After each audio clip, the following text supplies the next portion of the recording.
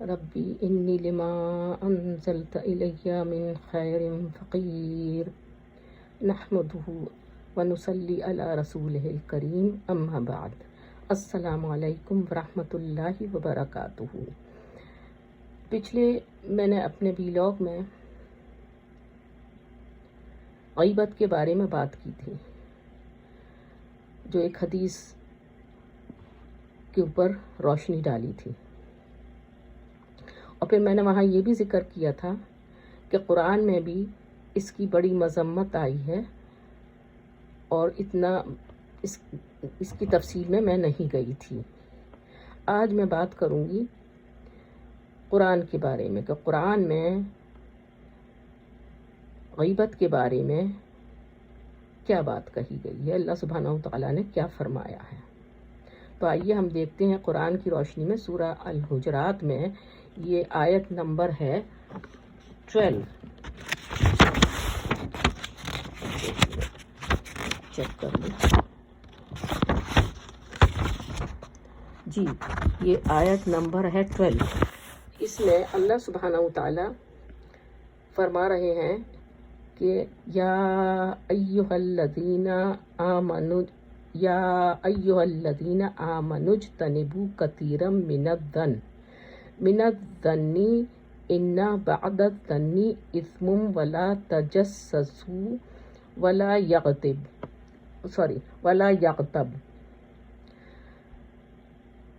یغتب بعضکم بعضا ایحب احدکم ان یأکل لحم اخیہ میتۃ فکرہتموہ واتقوا اللہ ان اللہ تواب الرحیم۔ یعنی کہ کیا مطلب ہے اس کا کہ یا ایھا الذین آمنوا، اے لوگو جو ایمان لائے ہو، اجتنبوا کثیرا من الظن ان بعض الظن اثم،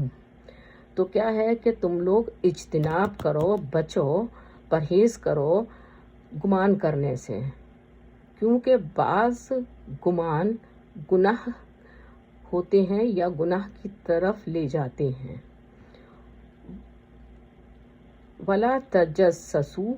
اور تم تجسس بھی مت کرو، ولا یغتب، اور تم کسی کی غیبت بھی مت کرو۔ کیا تمہارے اندر ایسا ہے، تم اس کو پسند کرو گے کہ تم اپنے مرے ہوئے بھائی کا گوشت کھاؤ؟ استغفر اللہ۔ ایحب احدکم، تم میں سے کوئی اس بات کو پسند کرے گا، ان یأکل لحم اخیہ میتۃ فکرہتموہ، کہ وہ اپنے مرے ہوئے بھائی کا گوشت کھائے تو وہ اس سے کراہیت میں کرے گا۔ واتقوا اللہ ان اللہ تواب الرحیم، یعنی کہ یہ تو اس کا لفظی ترجمہ ہے۔ اب آتے ہیں ہم اس کی تفصیل میں کہ تفسیر اس کی کیا ہے، کیا یہاں پر بات کہی گئی ہے۔ تو بات یہاں پر یہ ہے کہ یا ایھا الذین آمنوا اجتنبوا کثیرا من الظن ان بعض الظن اثم ولا تجسسوا، یعنی کہ اے ایمان والو، تم ظن مت کرو، ظن کرنے سے اجتناب کرو، اس سے بچو۔ تو ظن کیا ہے کہ ظن جو ہے وہ اچھا ظن بھی ہوتا ہے، اچھی بات سوچنا بھی، کسی کے بارے میں نیک گمان کرنا بھی ہوتا ہے، اور غلط بھی ہوتا ہے۔ تو لہٰذا اخلاق کی نگاہ میں پسندیدہ اور دین کی نظر میں مطلوب ظن یہ ہے کہ آپ لوگوں کے ساتھ میں اچھا گمان کریں، ان کے ساتھ میں بدگمانی نہ کریں۔ اچھا، کبھی کبھی ایسا بھی ہوتا ہے کہ ضرورت ہوتی ہے کچھ بات کو بتانے کی اور اس کو سمجھانے کی، جیسے کوئی یہ پوچھے، بتائے،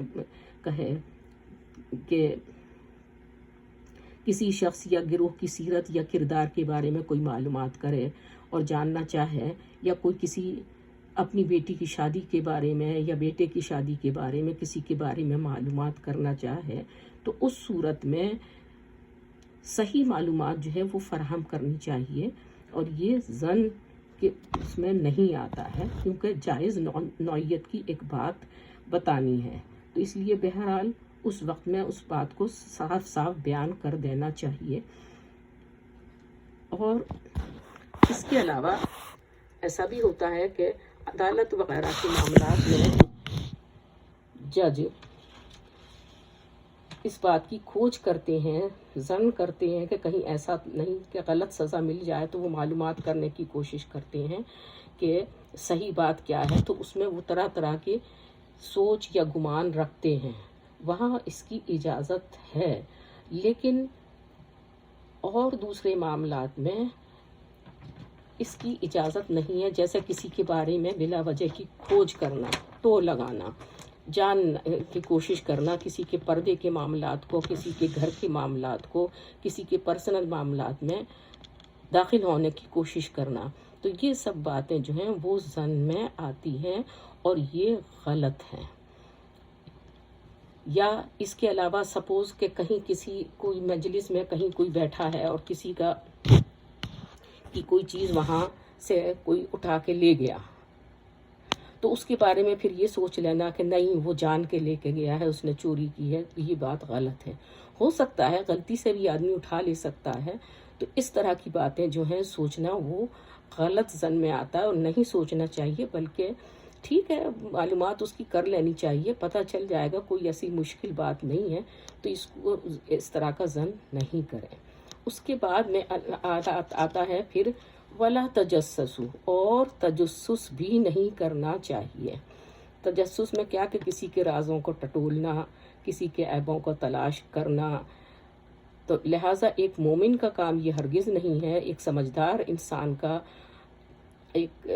اچھے اخلاق کے انسان کا کام یہ نہیں ہے کہ وہ دوسروں کی کرید کرے، کسی کے باتوں کو جاننے کی کوشش کرے اور ان باتوں یا کسی کی باتوں پر کان لگائے یا کسی کے گھر میں جھانکنے کی کوشش کرے۔ اس طرح کی باتیں جو ہیں وہ غلط ہیں اور ایسی باتیں نہیں کرنی چاہیے، کیونکہ ایک مرتبہ یہ میں آپ کو ایک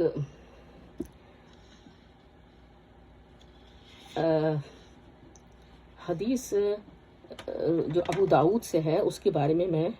یہاں آپ کو بتانا چاہتی ہوں۔ تو وہ کیا ہے کہ ایک مرتبہ یہ ایک روایت ابو داؤد کی ہے جس کے بارے میں آپ کو بتانا چاہتی ہوں کہ معاذ بن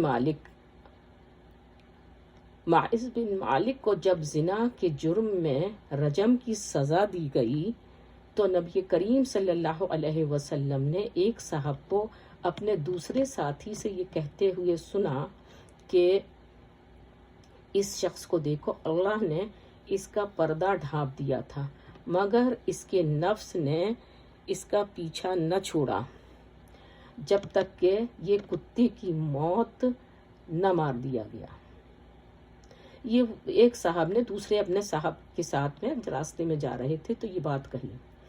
کچھ دور آگے جا کر راستے میں ایک گدھے کی لاش سڑی ہوئی پڑی تھی۔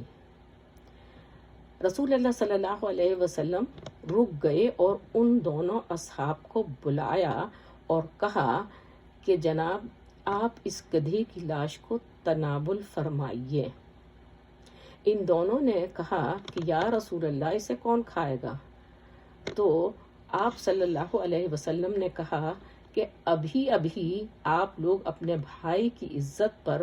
جو حرف زنی کر رہے تھے وہ اس گدھے کی لاش کھانے سے بہت زیادہ بری ہے۔ تو آئی بات سمجھ میں کہ کتنی برائی ہے اس کے اندر، کس قدر اس کے اندر گندگی ہے اس طرح سے کسی کے بارے میں کہنا، چاہے وہ مردہ کوئی ہو چاہے وہ زندہ ہو، جس کے بھی بارے میں ہو، لیکن ان سے پرہیز کرنا چاہیے، کیونکہ بہت بڑی یہ بات قرآن میں کہی گئی ہے، اور ہمارے یہاں قطعی اس بات کے اوپر کچھ پتہ ہی نہیں ہے، کچھ علم ہی نہیں ہے جو کوئی اس بات کو کہے اور اس بات سے بچے۔ اس کے علاوہ ایک بات اور بھی میں آپ کو یہاں پر بتا دوں کہ ایک دفعہ کا واقعہ ہے کہ ایک روایت ہے اس سلسلے میں، جو کہ میں یہ آپ کو بتانے جا رہی ہوں کہ یہ حضرت عمر رضی اللہ تعالی عنہ کی ریاست کا معاملہ تھا، اور حضرت عمر کا یہ معمول تھا رضی اللہ تعالی عنہ کا کہ وہ رات میں گشت کیا کرتے تھے، اور کہیں کوئی پریشان حال مشکل میں پڑا ہوا ہوتا تھا یا کوئی کسی کو تکلیف ہوتی تھی ان کی ریاست میں، تو وہ اس کو دور کرنے کی کوشش کیا کرتے تھے۔ تو اسی طرح سے ایک دفعہ رات کا واقعہ ہے کہ آپ نے ایک شخص کے گھر سے گانے کی آواز سنی، وہ گانا گا رہا تھا، تو آپ کو شک گزرا اور دیوار پر چڑھ گئے، دیکھا کہ وہاں شراب بھی موجود ہے اور ایک عورت بھی ہے۔ آپ نے پکار کر کہا، اے دشمن خدا، کیا تو نے یہ سمجھ لیا ہے کہ تو اللہ کی نافرمانی کرے گا اور اللہ تیرا پردہ فاش نہ کرے گا؟ اس نے جواب دیا، امیر المؤمنین جلدی نہ کیجیے، اگر میں نے ایک گناہ کیا ہے تو آپ نے 3 گناہ کیے ہیں۔ وہ کس طرح سے؟ کہ نمبر 1، اللہ نے تجسس کو منع کیا ہے اور آپ نے تجسس کیا۔ نمبر 2، اللہ نے حکم دیا کہ گھروں میں ان کے دروازے سے داخل ہو اور آپ دیوار چڑھ کر آئے ہیں۔ نمبر 3، اللہ نے حکم دیا ہے کہ اپنے گھروں کے سوا دوسروں کے گھروں میں بغیر اجازت کے نہ داخل ہو، اور آپ میرے گھر میں میری بغیر اجازت کے تشریف لائے ہیں۔ یہ جواب سن کر حضرت عمر رضی اللہ تعالی عنہ اپنی غلطی کو مان گئے، اور اس کے بعد انہوں نے اس کے خلاف کوئی کارروائی نہ کی، البتہ اس سے یہ وعدہ لے لیا کہ وہ بھلائی کی راہ اختیار کرے گا۔ تو اللہ تعالیٰ معاف کرے، ہم لوگوں کو سب کو سمجھ اور فہم عطا فرمائے۔ ہے تو بڑی چھوٹی سی بات، لیکن اس بات کے اوپر ہم غور نہیں کرتے ہیں، لہٰذا ہمیں اس پر غور بھی کرنا چاہیے، اور اللہ سبحانہ و تعالیٰ کے لیے ہمیں اچھا ظن رکھنا چاہیے کہ اللہ تعالیٰ تواب الرحیم ہے، یعنی کہ واتقوا اللہ، اللہ سے ڈرو، اللہ کا تقوی اختیار کرو، اور ان اللہ تواب الرحیم، اللہ بڑا توبہ قبول کرنے والا اور رحیم ہے، رحم کرنے والا ہے۔ تو یہ ہے ظن کی تعریف جو کہ میں نے یہاں، اور اس کی ظن، پھر غیبت، پھر تجسس، ان تینوں پوائنٹس کے اوپر میں نے یہاں پر تفصیل سے بیان کر دیا ہے۔ اللہ تعالیٰ سے میں دعا کرتی ہوں کہ مجھ کو بھی اور ہم سب کو، جو بھی اس کے سننے والے ہیں، ان سب کو یہ اللہ تعالیٰ سمجھ اور فہم عطا فرمائے، اور اس سے بچنے کی توفیق عطا فرمائے، اور اگر کہیں کوئی غلطی ہم سے ہو گئی ہے تو اس کی ہم اصلاح کریں، اور جتنا بھی ہو اللہ سبحانہ و تعالیٰ سے توبہ اور استغفار کریں انشاءاللہ تعالیٰ۔ اقول قولی ھذا، السلام علیکم ورحمۃ اللہ وبرکاتہ۔